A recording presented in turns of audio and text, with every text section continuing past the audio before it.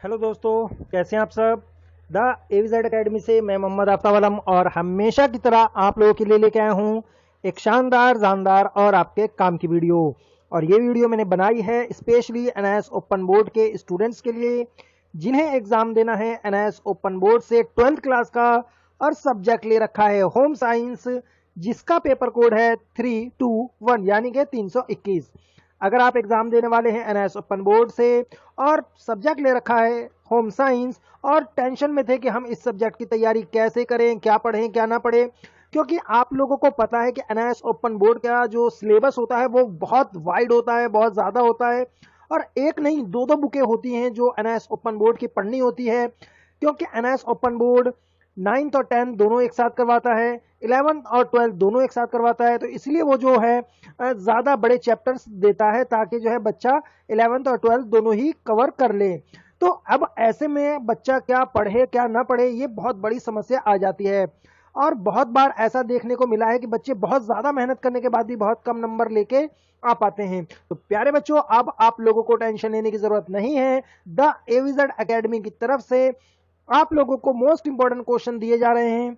लगभग मैंने सभी सब्जेक्टों के इंपॉर्टेंट क्वेश्चन डाल दिए हैं, एक होम साइंस का रह गया था वो भी मैं अपलोड कर रहा हूं, जिससे कि आप सभी बच्चे अपने एग्जाम की अच्छी तैयारी कर सकें।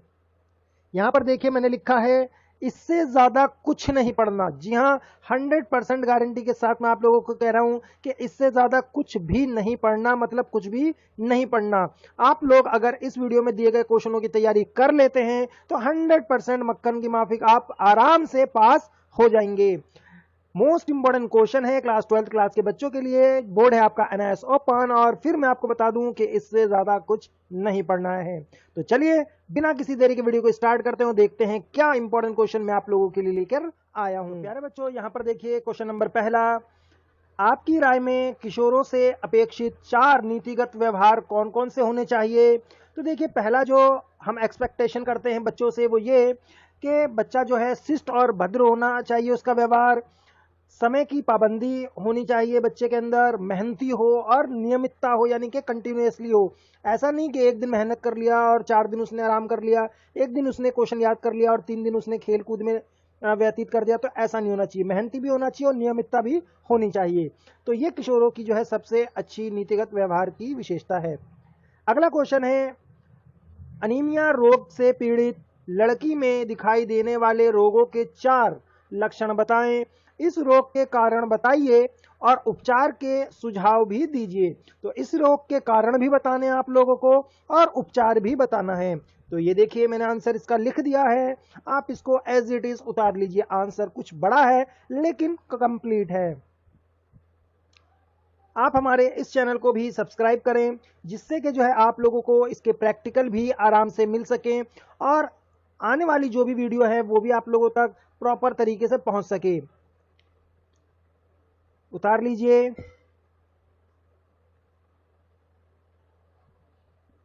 प्यारे बच्चों, अगर आप लोगों को इस वीडियो में दिए जाने वाले क्वेश्चनों का पीडीएफ चाहिए, जिससे कि आप इसका प्रिंट आउट निकाल के आराम से इन क्वेश्चनों के आंसर ढूंढ सके, आराम से इन क्वेश्चनों की तैयारी कर सके, आराम से जो है आप लोग जो है इस क्वेश्चनों को याद करके अपने क्वेश्चन पेपर को प्रिपेयर कर सके, तो फिर उसके लिए नीचे मैंने एक डिस्क्रिप्शन में व्हाट्सएप नंबर दिया है जो कि है 7678696142। इस पर आप मैसेज कर सकते हैं और जो भी सब्जेक्ट है आपका उसका अगर इंपॉर्टेंट क्वेश्चन चाहिए ताकि आप अच्छे नंबरों से पास हो जाए, तो फिर आप उसकी रिक्वायरमेंट कर सकते हैं। आपको ये पीडीएफ प्रोवाइड करवा दिया जाएगा।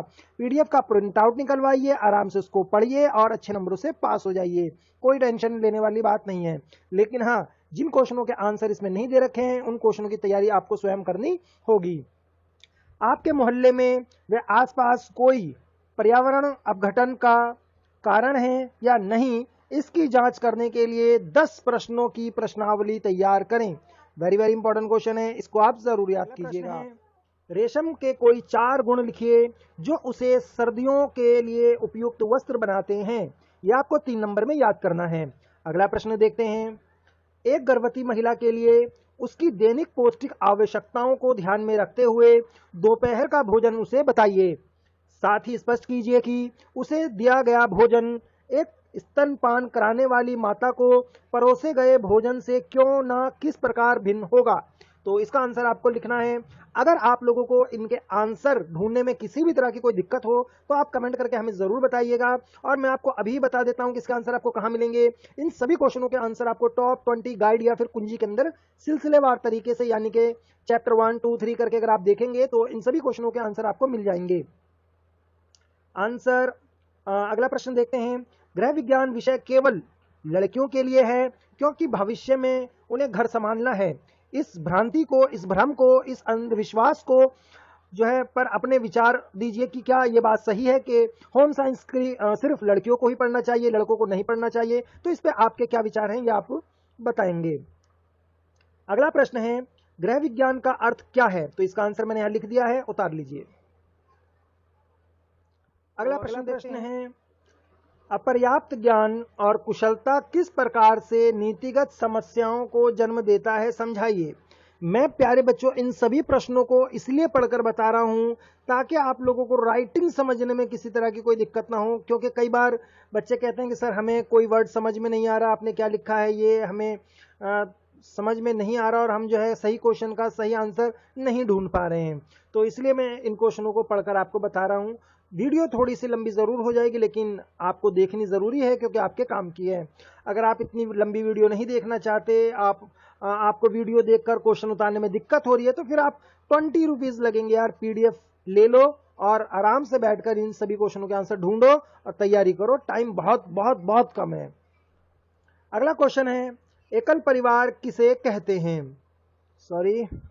एकल परिवार किसे कहते हैं? संयुक्त परिवार के लाभ और समस्याओं को लिखिए। लौह तत्व की कमी के कारण होने वाले बीमारी के नाम लिखिए। यह है आपका बीमारी अनीमिया हो जाता है, इसको आप थोड़ा 2-3 नंबरों में लिख देंगे और लंबा आंसर इसका, तो आपको अच्छे नंबर मिलेंगे। अगला क्वेश्चन है, पोषक तत्वों की मात्रा पर किन बातों का प्रभाव पड़ता है? तो आंसर मैंने लिख दिया है। अगर आपके अंदर पोषक तत्वों की मात्रा कम है तो फिर देखिए आपकी आयु पर प्रभाव पड़ेगा, लंबाई पर, लिंग पर, जलवायु पर, स्वास्थ्य पर, व्यवसाय पर और शारीरिक दशा पर। संतुलित आहार किसे कहते हैं? तो इसका आंसर बहुत आसान है, आपको होम साइंस की बुक के अंदर मिल जाएगा। और अगर आपके पास बुक भी नहीं है तो प्यारे बच्चों आप जो है गूगल बाबा पे इन सभी क्वेश्चनों को सर्च कीजिए, इन सभी क्वेश्चनों के आंसर आपको 1 मिनट के अंदर, 1 मिनट से कम टाइम में आपको मिल जाएंगे। प्यारे बच्चों अगला क्वेश्चन देखिए, पोषण स्तर किसे कहते हैं? सेल्फ लाइफ किसे कहते हैं? खाद्य परीक्षण के 3 सिद्धांतों को लिखिए।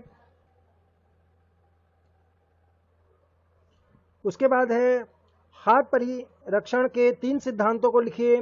भोज्य पदार्थों में एंजाइमों के प्रभाव को कैसे रोक सकते हैं? और अगला क्वेश्चन, ये मैंने एंजाइम वाला इसका आंसर लिख दिया है। संसाधनों को परिभाषित कीजिए। कार्य संगठन की परिभाषा दीजिए। कार्य संधि किसे कहते हैं? थकान की परिभाषा दीजिए। कार्य क्षेत्र किसे कहते हैं? स्थान प्रबंधन का महत्व स्पष्ट कीजिए। परिवार के व्यय का लेखा रखने का लाभ बताएं, 5 नंबर में याद कीजिए।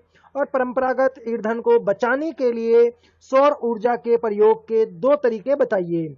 बायोगैस क्या है, इसके लाभ क्या हैं? और अगला क्वेश्चन है, वन या जंगल हमारे लिए महत्वपूर्ण क्यों हैं?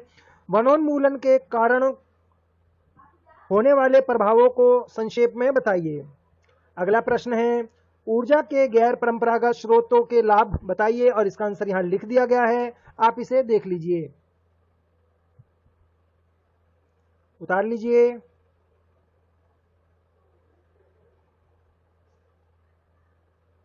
अगला प्रश्न है, ऊर्जा का संरक्षण क्यों आवश्यक है? ऊर्जा की मांग क्यों बढ़ती जा रही है? और अगला प्रश्न, पर्यावरण को परिभाषित कीजिए, इसमें क्या लाभ शामिल है? ऊर्जा का संरक्षण क्यों आवश्यक है, ऊर्जा की मांग क्यों बढ़ती जा रही है, ये मैंने आपको बता दिया। अगला है आपका, पर्यावरण को परिभाषित कीजिए, इसमें क्या लाभ शामिल हैं, ये भी बता दिया। अम्ल वर्षा से आपका क्या तात्पर्य है, ये इसका आंसर मैंने लिख दिया है, बहुत अच्छे तरीके से याद कर लीजिएगा। घर में रहकर हम पर्यावरण संरक्षण में किस प्रकार योगदान दे सकते हैं, तो इसका भी आंसर आप लोगों के सामने है। उपभोक्ता शिक्षा के क्या लाभ हैं, आंसर आप लोगों के सामने है। अगला प्रश्न है, दैनिक प्रक्रियाओं के अंतर्गत क्या परिवर्तन आते हैं, उदाहरण दीजिए। अगला प्रश्न है, बच्चों में व्यवहारगत समस्याओं के उत्पन्न होने के कारणों की जांच कीजिए।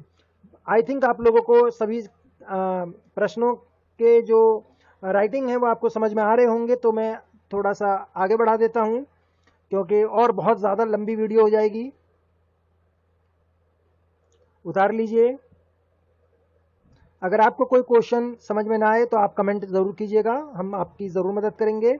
और प्यारे बच्चों, इसी तरीके से आप लोगों को किसी भी सब्जेक्ट का इंपॉर्टेंट क्वेश्चन चाहिए, अगर आपको होम साइंस का प्रैक्टिकल चाहिए तो आप हमें ज़रूर बताएं। नीचे मैंने व्हाट्सएप नंबर दे दिया है 7678696142 और आपको इसका प्रैक्टिकल प्रोवाइड करवा दिया जाएगा, जिसे आप जमा करके अपने होम साइंस के अंदर और भी अच्छा रिजल्ट पा सकते हैं। और ज़्यादा मेहनत करने की ज़रूरत नहीं है, क्योंकि ज़्यादा बुद्धिमान व्यक्ति वो नहीं है जो ज़्यादा पढ़कर कम नंबर लाए, बल्कि बुद्धिमान व्यक्ति वो है जो कम पढ़कर ज़्यादा नंबर लाता है। और अब आइए कुछ मोस्ट इंपॉर्टेंट क्वेश्चन जो कि पिछले साल पेपरों में आए हुए थे।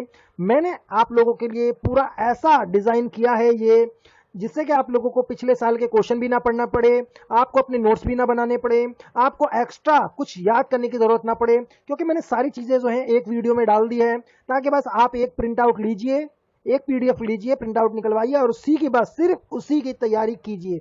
मैंने स्टार्टिंग में इसलिए लिख कर दे दिया था कि इससे ज्यादा कुछ नहीं पढ़ना। तो देखिए कौन से क्वेश्चन लाया हूं मैं आपके लिए। तो पहला प्रश्न है आप लोगों के सामने, छात्रों द्वारा दर्शाए जाने वाले किन्हीं 4 अनैतिक व्यवहारों को सूचीबद्ध कीजिए। बच्चों में शारीरिक विकलांगता की परिभाषा लिखिए। इस प्रकार की विकलांगता के कोई 2 कारण लिखिए। ग्राहक की समस्याओं के लिए कोई 4 कारगर उपाय बताइए। आहार में संशोधन की परिभाषा लिखिए, उदाहरण सहित परिणामात्मक संशोधन तथा गुणात्मक संशोधन को समझाइए। तो ये राइटिंग तो खैर आप लोगों को समझ में आ रही होगी, तो इसलिए मैं आगे बढ़ा देता हूं। सभी क्वेश्चनों को आपको बहुत अच्छे से याद करना है, जिससे कि आप लोगों के बटे बटे नंबर आ जाएं। तो फिलहाल इस वीडियो के अंदर जो है इतने ही क्वेश्चन हैं यहां तक, ठीक है। और इससे ज्यादा कुछ नहीं पढ़ना है, इस बात को याद रखना है, आप लोगों को बहुत अच्छे से याद करना है। राइटिंग अच्छी होनी चाहिए, रेड और ग्रीन का पेन आपको पेपर में नहीं करना है, ब्लैक और ब्लू का ही कीजिएगा। और किसी भी तरह के एग्जामिनेशन से रिलेटेड टिप्स चाहिए हो तो उसके लिए भी आप हमें कमेंट्स करके जरूर पूछिएगा। आपका पेपर बहुत अच्छा जाए, आपका रिजल्ट बहुत अच्छा है, इसके लिए मैं भगवान से निरंतर प्रार्थना करता रहूंगा, और भगवान ने चाहा तो आप लोगों के नंबर भी बहुत अच्छे आएंगे। तो वीडियो को आपने लाइक तो खैर कर ही दिया होगा, इसमें आप कोई भी शक वाली बात नहीं है। बस आप इस वीडियो को उन दोस्तों के साथ भी शेयर जरूर कीजिएगा जिनका आप भला चाहते हैं, क्योंकि भलाई करना कोई भी बुरी बात नहीं है। तो शुक्रिया दोस्तों वीडियो को लास्ट तक देखने के लिए।